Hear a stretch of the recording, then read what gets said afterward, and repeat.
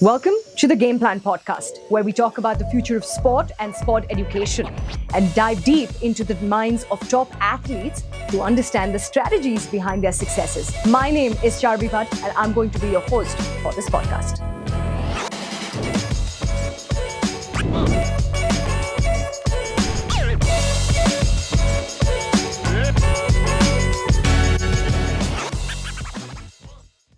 It's an absolute honor to welcome Robin Uthappa, the key player in the 2007 ICC T20 trophy, someone who's a sports enthusiast who's inspired millions across the globe. Of course, that signature gentleman bow from the 2007 bowl out. If you remember, go back in the day, if you're a cricketing enthusiast, you would know it's an absolute honor to have you alongside Robin.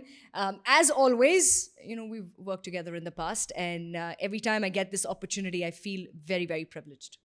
Oh, thank you. It's an absolute honor to be here, and it's a pleasure to be here. And the few times I've been at the Middlesex University, I've always enjoyed myself, and I'm certain that today is going to be so much more fun as well. And we're looking forward to it. There's a brand new podcast, and we're hoping to get a lot of stories. Sure, but that's I'm full of them, so you'll get a lot of stories. From Well, when you're talking about stories, a few things, Robin, that we want to know. Of course, we grow up with a lot of sport around us, in our childhoods, and of course from where we come in from. But I want to know, A, why sport? B, why cricket? Where did it all start for our viewers? Well, it started, I think, perhaps when I was 2 years old, 2.5 years old. My first conscious memory of myself is of me playing cricket. So I think there was always something about the sport that had me, so to speak. I'm completely convinced that I was destined to play cricket. So I started off playing tennis first as a sport. My parents made me play tennis initially, and about 10 or 11 months after playing that sport, I went to my mum as a 7-year-old kid and opened a newspaper up in front of her, and I told her, listen, I don't want to play tennis anymore. I want to go to that cricket academy. There's a summer camp happening there. I want to go there. So she was a little aghast. She's like, "Oh, what is this 7-year-old doing? Coming up to me with a newspaper and saying he wants to go there." So, long story short, 2 days later, I saw the first pair of cricket gloves in my life, and it fit me. Oh, And a week later, I was in the academy, and that's how cricket began for me. And there genuinely has been no looking back from that point on. And I was passionately obsessed with the game, and continue to be so. a lot of us aren't we? It's a game that you fall in love with very easily. I still remember a time when I grew up watching the game, really, and I used to replicate. So hence, role models such as you, I would want to replicate the same thing when I used to be. Now you're making me feel old, Charvi. I'm not making you feel old. Even by one bit, you're as young as you can be. You look great, and now with into media and broadcasting. I want to know, from the time that you started playing the game, how has it evolved to what the different formats that we see today? Um, well, growing up, there was only just two formats, wasn't there? It's just ODI cricket and Test cricket. And for me, growing up, the dream was to play Test cricket for India, and I try to pursue that as much as possible, to the best of my abilities. I left no stone unturned in that pursuit. But I ended up playing white ball cricket for the most part of my career. In fact, for all of my career in internationally. Um, but it's been an incredible journey. I think the game continues to evolve, and I think the game's seen a pace of evolution over the last decade or so that is quite unprecedented.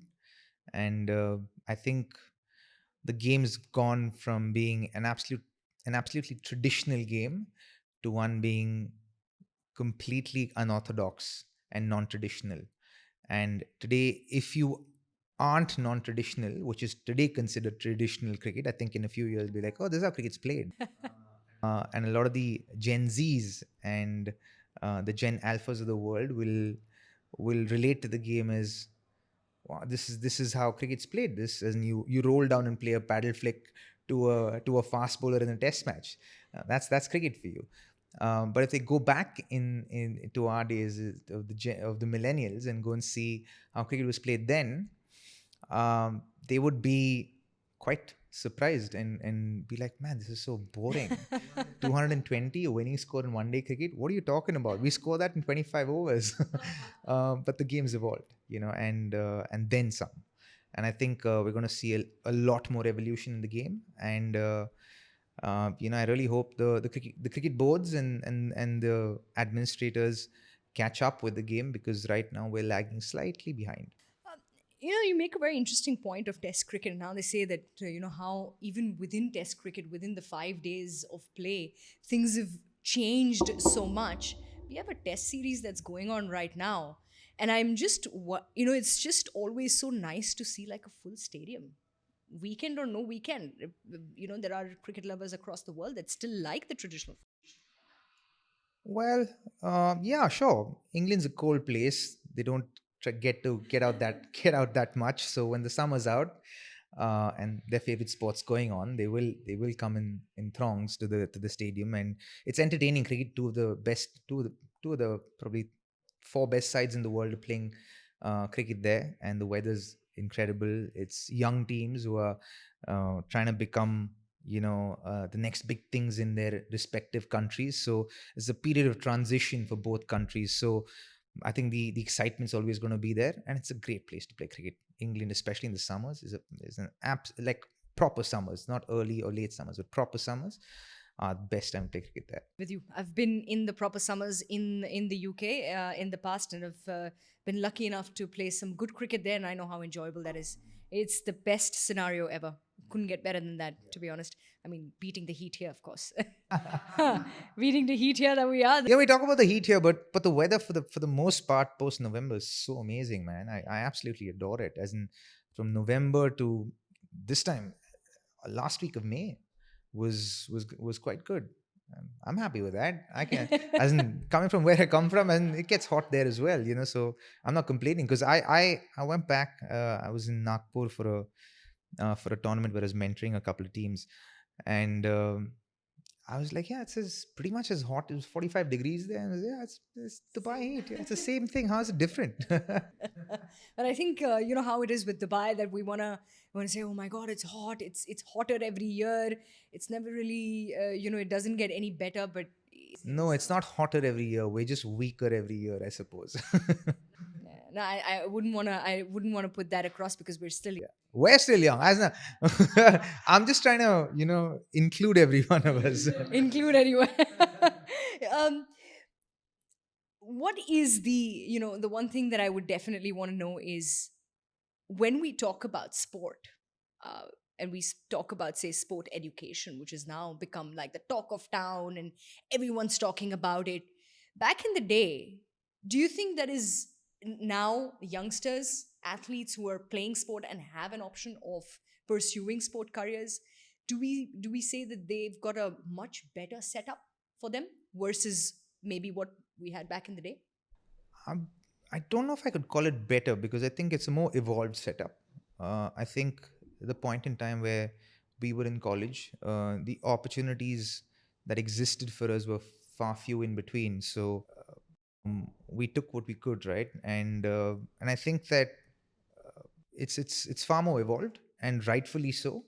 And you want every avenue to be an opportunity for youngsters, for them to pursue their passion. And I think it's very important to give kids as many, and young adults as many opportunities as possible and options as possible for them to pursue their passion. Because today, if you look at the world that we exist in, I reckon about, if that 1% of the world actually pursue their passion and put food on the table, right? And I consider myself very lucky to have been able to do that. And I'm very cognizant of the fact that what I'm doing next and what I do after cricket still stays aligned with either my purpose or my passion in life. Because I feel like that is the right way to live life, and not just do something for the sake of doing something to put food on the table. I believe that when you really enjoy what you do, and that provides, and that is provision for you and your family, then work is play, and you want to try and play as much as you can in life. It's It's amazing how you say that, it's just gotten a lot better for youngsters to pursue an education in sport. And but before we dive a little more deeper in that, there's another little sport that has really stolen your heart, hasn't it? It has. Lately, it Yeah. has, right? I see a lot of, you playing a lot of paddle, if I Yeah. may say. Yeah. Do you think that your early days in tennis has come back? Probably. Do you think it's a circle? In all honesty, tennis was my second favorite sport because I try and look at things beyond the surface a little bit. I think just my nature. And when I look at tennis as a sport, I think it is the toughest sport that exists in the world, from a physical standpoint, from a mental and emotional standpoint, because you're not really playing the opponent, really. You're actually playing against yourself. You're playing against the demons that exist in your head. You're playing against self-doubt. And one point can turn the whole game. You need to be strategically on point the whole match from the word go. And it's the person who makes less unforced errors that ends up winning the game. So you got to, like, if and that pressure is constantly on you, isn't it? So I've really enjoyed tennis and watching tennis, and even when I was a kid, I loved watching it, and often tell my wife as well that let's go and play, but she played the game for a completely different reason than passion. For her, it became provision from when she was a kid. So today, when you ask her to go to the court for fun, she can't bring herself to do that. But I've managed to squeeze her into the paddle court a few times. So paddle's become an avenue where all that unresolved, passion that exists for tennis comes out there. But it's such a great sport because I think it's primarily a double sport. So there's still an essence of team sport that exists within that. You got to play well with your partner. You got to strategize with your partner, and you got to keep making the right choices from ball to ball. Like, it's not a point. Like, every ball that you hit, you got to know. It's like, for me, I think I call it cardio chess, right? Because you're hitting a ball and you got to know what your next two options are. What are the top two shots that the opposition can play? Based on that, you got to get in that position as quickly as you can so that you execute the next shot. So you got to hold on to the advantage as much as you can. And the minute you get defense, the minute you give them advantage, it's about you trying to secure that advantage back up again in that point, and you rinse and repeat every point. I think it's a lot like life, man. That it is. And no matter what sport you play, you've played varied sport. I used to play 5 sports when I was in high school. I just feel every sport has got a different lesson. Sure. And it's a different life lesson that we learn over a period of time. It just it's a make or break sort of a situation where it crafts us into a certain personality that that it is. Cricket, for example, teaches you a lot of patience. Yeah. Sure. Paddle probably, or tennis overall, makes you tougher in terms of making sure that no matter how hard life gets, you still get through it, because like you said very rightly, that it is the game that you play not against the opposition but within yourself also. Yeah. Because it's such a tough sport. Yeah. Any other sports, Robin, that you thought that would be nice for you to probably Hockey. dive into? Okay. Dad was a former international hockey umpire. Oh, nice. So, and being half Coog, being half a Coorgi, I think, or Kodava, I beg your pardon. Being half a Kodava, I think it was always in the blood. So for the people who don't know who Kodavas are, basically, we're called the Scots of the South. We're a warrior clan, and Coorg is where, or Kodagu is where all the predominantly most of the coffee in India is grown. Of course. We're known for being, well, or perhaps in India we're known to be the Punjabis of the South, where half of us go to the army and half of us go on and play hockey for the country or for the state. It's a big thing. And I don't think even now you will find an Indian team without a Kodava in there. So I think hockey was a big sport for me. Football, I think, also was a sport that I quite enjoyed, could play with both feet. So I enjoyed that as well. But cricket, man, cricket was always it. It was always it, right? Somebody's put me back. It always right back. does. Mother cricket. She had me from the word go. I'll in fact share a very interesting story that happened a few months ago. I was trying to get my bat signed by one of the cricketers. It's a bat that he uses himself, and I've always looked up to him. And I was unfortunately I just missed it by like a little feather. He said I'm done with the signings for the day, and he went up after the practice session. And I had one of the other fellow colleagues who were around, and they said, Charvi, I think there are still some runs left off that willow, because if somebody signs it off, you've got to hang it up to the wall. Yeah. Is that true? Well, it depends. It depends on what you believe, to be very honest. If you believe that there's something left in there, then go out there. And I believe that whatever you believe actually happens to you. I think whatever you're convicted of, whatever your convictions are, that will be your reality. So for me, if you think there's a little bit of juice in the bat, and there's got 100 left there, then you can squeeze the 100 out of it. You mentioned a while ago that you were in Nagpur a few weeks back, and you were mentoring. What's your journey been from a player to a mentor, and maybe again back to a player, because I know you're going to be playing very soon? Incidentally, it's not, and it's just kind of happened to me over the last year or so. I've actually moved to the coaching space. Cricket coaching is one space for sure, but I think the space I'm talking about is performance coaching. So today I'm a certified life coach. I'm a certified NLP master practitioner. Finished my certifications, just set up my business right now. So I work in the performance coaching space for athletes and non-athletes. Work also specifically in the niche of men's mental health and well-being and masculinity coaching. So I exist in that space right now. I'm just building the whole thing up. And so for me, that mentoring space I just felt like a duck in water. And it's in my core subject. So for me, it was something that I just took up with both my hands, and I said, okay, I'd love to do it. And I never worked with a women's team before, and I actually did in that league, in the Vidarbha Pro T20 league, and it was fascinating. I really enjoyed myself. Cricket's played very differently in women's. Are we better? Y'all are really good for where y'all are. And one thing I can tell you, women are a lot more receptive. They take lesser time to process things, and the application of what's processed is much, much more sooner. The turnaround time is much quicker. So cerebrally, y'all respond much quicker. Physically, and there's a challenge with y'all thinking that y'all are as strong as men. And one of the challenges I've seen is that women use full-size bats and I think it comes from a place of, I'm strong enough. But guilty as charged. So I've had to have conversations with women and make them understand and be honest with themselves about, because even by stature-wise, by structure-wise, the height and the weight and the sustenance of holding on to a full-sized heavy bat, because the weights that you all use in cricket are generally at least effective usage of performance of a bat.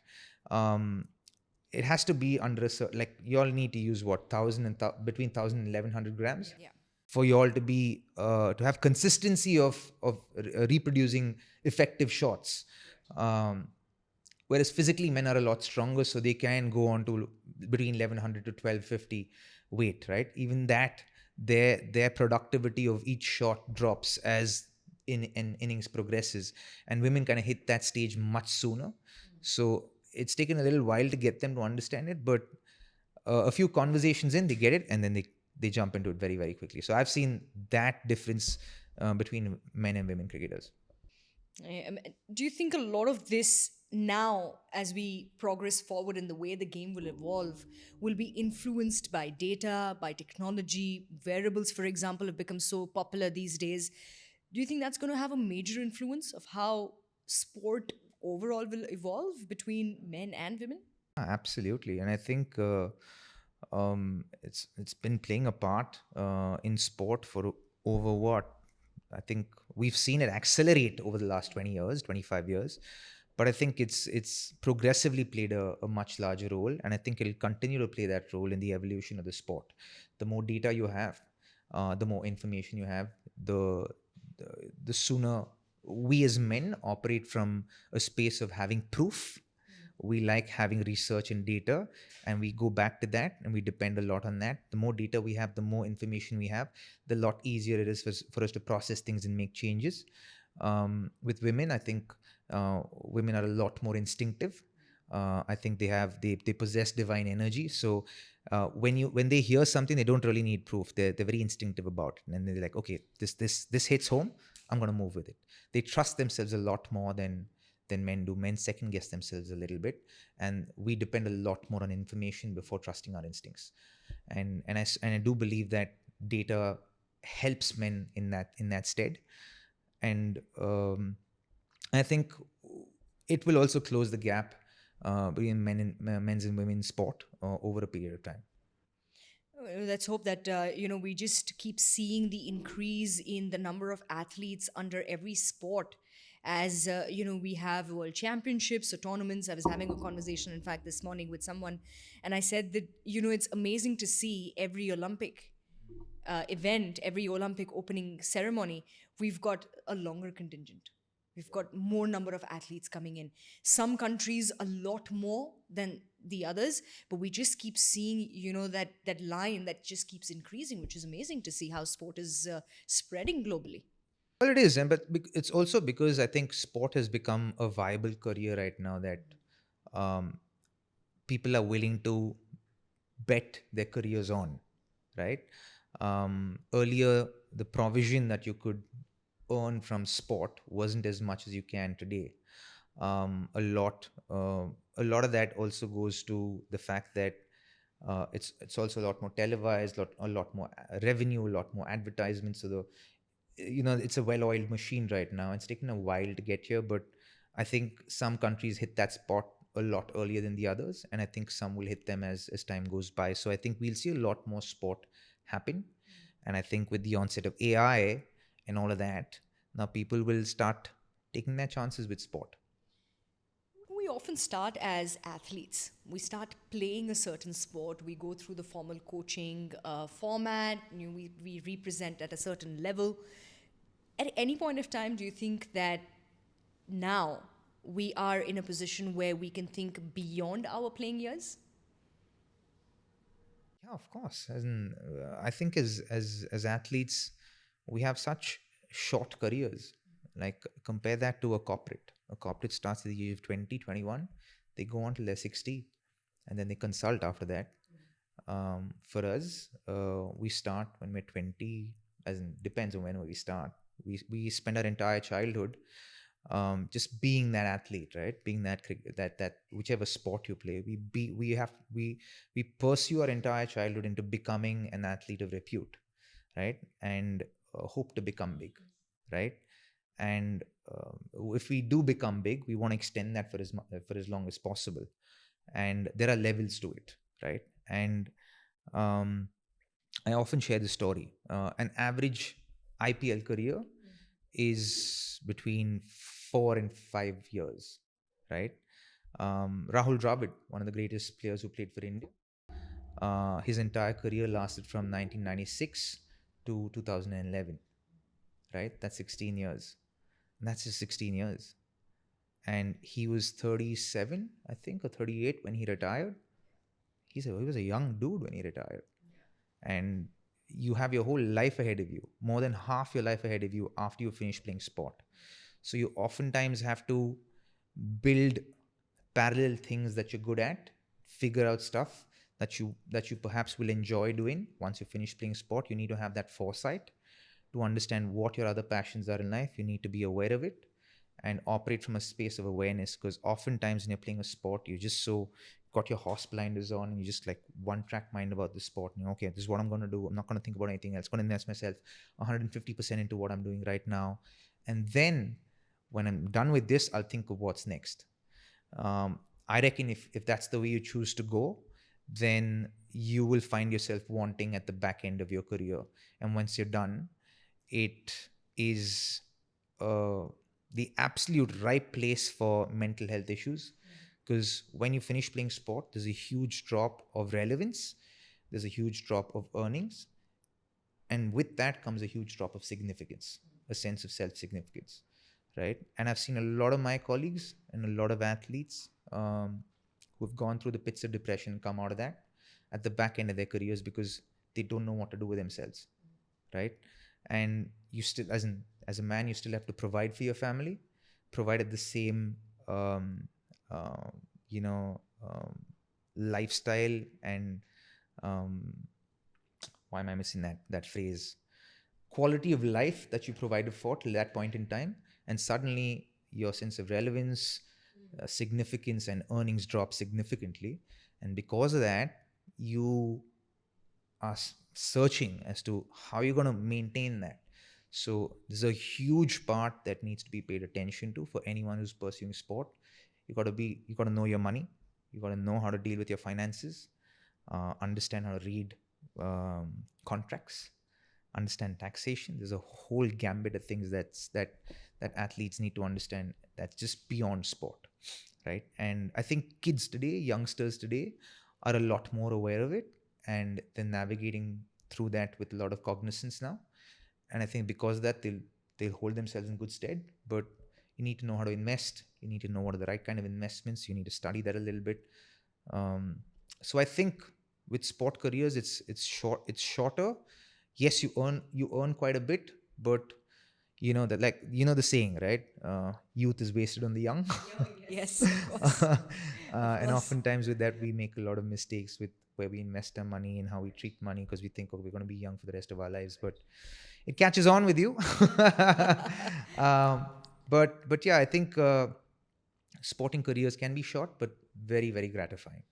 That brings us to why we are putting the podcast together is as part of MDX Dubai's sports initiatives. We obviously have a sports institute that we are kicking off very, very soon. We've got some sports programs in store for institutes such as this, where we are taking that extra stepping stone in elongating potentially your playing career and beyond.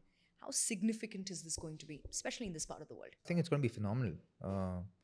I think the fact that if universities such as Middlesex continue to empower kids with the knowledge of finding them alternate careers within the sport that they are passionate about, it gives them more than one option, right? Within their passion, which I think is a very sweet spot to be at. And I think if they can find depth within this and go into, say, this is option one, but within this whole spectrum, what is option two and three for me that I'll continue to make myself aware about and learn about and study about, that God forbid something happens here or when this gets over, I have something else to move into with a shorter learning gap, learning curve, I beg your pardon. Yeah, I think that's where we are headed, and that's really what our aim has been, is to create this space and to create this institute where we're able to give those opportunities to young athletes, to give them that option to say, your career, sporting career per se, does not end after you play. Yeah, you ideally don't want it to end. You want it to go on for as long as possible, and you want to stay aligned with the sport for as much as you can. So it's very important to develop other stuff that's aligned with your sport, and that's aligned with your sport and the little ikigai that you can find, right? What you enjoy, what provides, and that stays within your passion. What's fun for you to do. Do you think there are, some, I wouldn't want to call them mistakes, but do you think there are some bad decisions or something that is a misjudgment amongst young athletes today when they're taking up sport or thinking about a future in sport? Well, I think with sport, as in anything else in life, you got to do it for the right reasons. If your motive is resting in the wrong places, then the pursuit could end up being futile. But if you're absolutely clear that what you're pursuing is aligned with your passion, even if sport is not your primary passion, but something else, for example, um, earning a certain volume of money is your passion, or money is your passion, but you're really good at the sport. But if you're aligned with, okay, I'm really good at this, it aligns me with my passion. Okay, so I'm going to do this really well so that I get to reap the rewards of that. If that alignment is clear, then by all means pursue it. Right? To understand it from a certain amount of depth is important, and that's why knowing yourself and knowing what you're passionate about becomes very critical for young people. And pursuing in that endeavor is very key. And the more you can bring awareness to this fact as professors, as people helping young kids and young adults, raising awareness to this fact and leading them on that path is key. Because if they know that, and if they are on course to that in that direction, then that's awesome. You're setting them up for life. It's a I think it's great for youngsters today when they have an opportunity to pursue like a degree in sport. I wish I had that opportunity back in the day. Life probably would have been a slightly different. Not that I'm happy where I am. Professor. I I love what I do. I absolutely love my job, but it's always nice to have that little bit of an option where you think, hey, what if it was different? But Robin, you and I, we obviously love the sport that we play so dearly. We've seen so many people they start playing very well. They've got a great career in sport, but then drift apart, go and pursue something else completely, and get completely detached from what their passion is. Do you think life changes for them completely? Do you think they have major regret saying, maybe the story would have been different? Well, I'm someone who believes if you don't see through to the end, then you will have some regrets. But if in your pursuit you've left no stone unturned, then you will not have regrets. I can tell you that from experience. Um, when I was talking about the test cap earlier, my dream as a kid was to play cricket for India in test matches. And I can tell you with utmost confidence that I left no stone unturned in that pursuit. And today, even though I don't have a test cap, I have zero regrets because I did everything that I could in my power to be able to do justice to earn that cap. And if even though it didn't happen, I look back at that phase where I did everything in that pursuit as something that I cherish for the rest of my life because I learnt the most, I grew the most as a human being, as an athlete, mentally, emotionally, and physically. I experienced the best version of myself, the most resilient version of myself, and I went through the toughest periods of my life and came out shining and still was able to, you know, uh, put up performances that I believed should have got me the test cap, but it didn't happen. It didn't matter because I can tell you that as an adult, and you probably will resonate with this, I changed my whole technique around just to become more consistent. Growing up, I was a very flamboyant batter, very aggressive. And then so I knew that my nature wouldn't allow, with my existing technique, to be able to become more consistent. So I chose to change and overhaul my technique completely. So everything that was natural to me, I had to go through a process of unlearning, become a clean slate, and then start from scratch again. And that pursuit took me 2 years of intense work and more than, I don't know, 40,000 repetitions of each shot to feel confident in myself about each particular shot that I developed for myself. I lost my aggressive kind of uh, strong suit, but I wore the suit of consistency. The one thing that stayed with my game was my sense of timing on the ball, and I think I owe that to my hand-eye coordination. But the power went away, and innately it was eating away inside, emotionally and mentally, eating away from me because I knew that's not who I am naturally as an athlete. And so I knew it was a necessary sacrifice that I needed to do. And so for me, that pursuit of unlearning and rebuilding and again reorganizing my cricket to serve my pursuit of that test cap, I can tell you, I studied batting inside and out. And today, because of that, I'm so confident about helping anyone with their batting by making the least amount of changes to be able to achieve what they want to achieve with their game. And today, as a batting coach or as a mentor, or as a coach that I help cricketers with, I've made I've helped cricketers with making minor changes that have had massive impacts, major impacts on a positive side to their game and their outcomes within batting. So for me, I may not have earned the test cap, but what I've learned about batting, oh man, that is incredible, and I wouldn't exchange that for anything. Why didn't we meet earlier? I could have played maybe 3 or 4 years longer then. Potentially, I would have.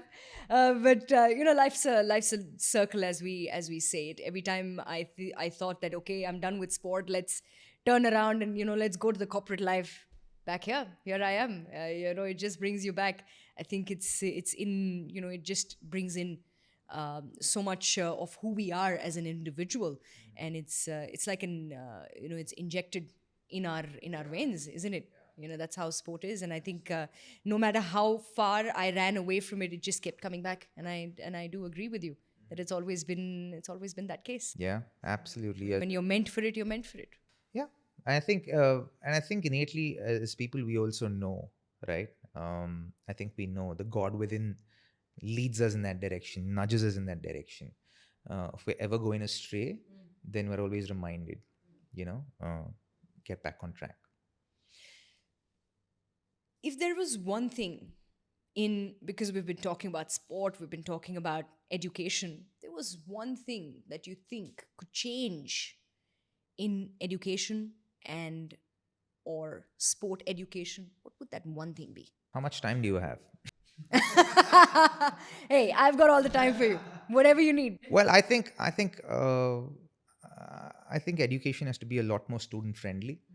I've navigated through, and oftentimes I think about it. My wife and I discuss this constantly. Um, Today, I pursued sport for a career, but I finished my education and graduated and all of that, right? And one of the things I think back on is that why did I do trigonometry?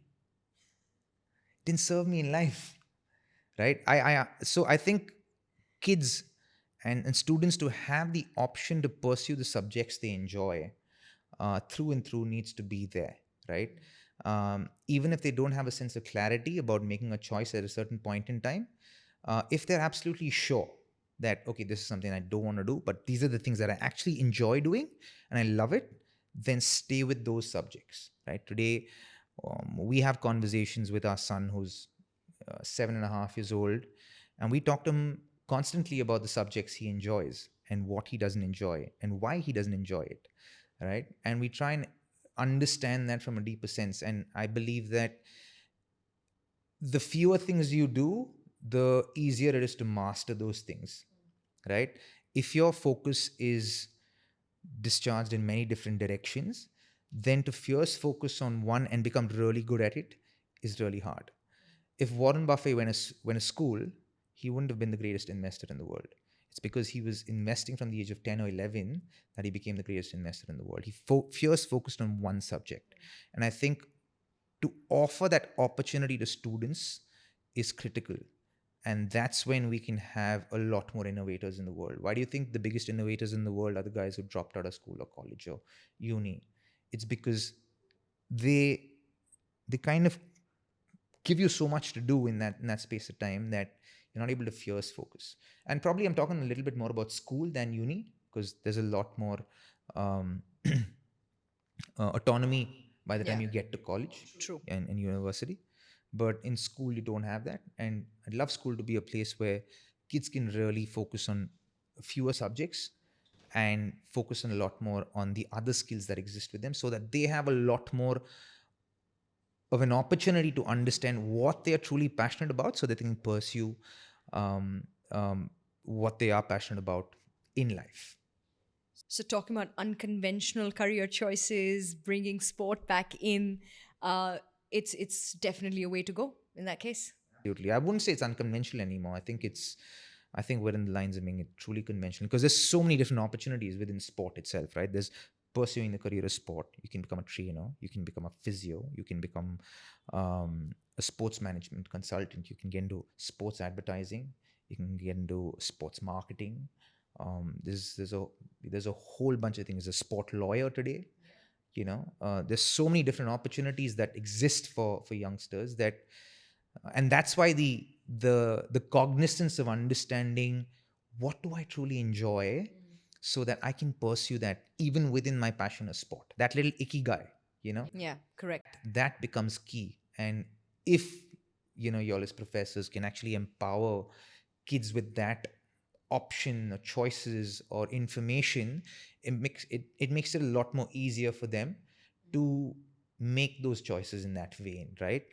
Because today the world is reft with information. There's an overload of it, and the kids are consuming it. But if they can get a sense of channelization at uni or at college, I think it holds them in good stead. So it's like asking them, what's your game plan? Exactly. What's your game plan?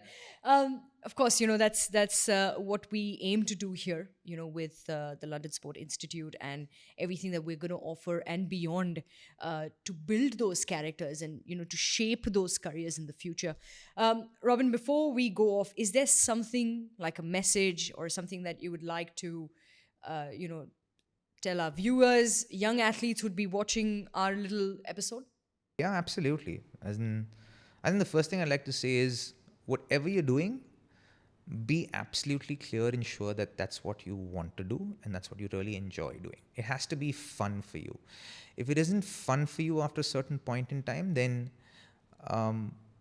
it's not going to be enjoyable beyond that, right? It's like you're forcing yourself to do something you don't want to do. So have clarity, spend some time understanding yourself as a person, which will in turn help you understand what you truly enjoy and what you can truly pursue, whether it's sport or something else, whether it's the arts, whether it's science, whether it's academics in the sense of math and whatever the other options are in uni. If you know yourself, then you will know what to pursue. So the answers are not without, the answers are always within. So go within, figure that out, and then go without.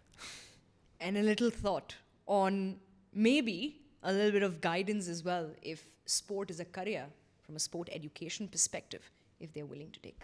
Yeah, I think sport in a sense today is an incredible career option. It's very rewarding. It's very gratifying. And again, I think it should be done for the right reasons. And understanding what your passions are. And if sport is a way through which your passions are achieved and your passions are pursued, then by all means go for it. And I can tell you, keeps you healthy, keeps you sane, and keeps you really, really young for a really, really long time. Yeah, we're going to stay young for a very, very long time. Robin, once again, thank you so much for joining us.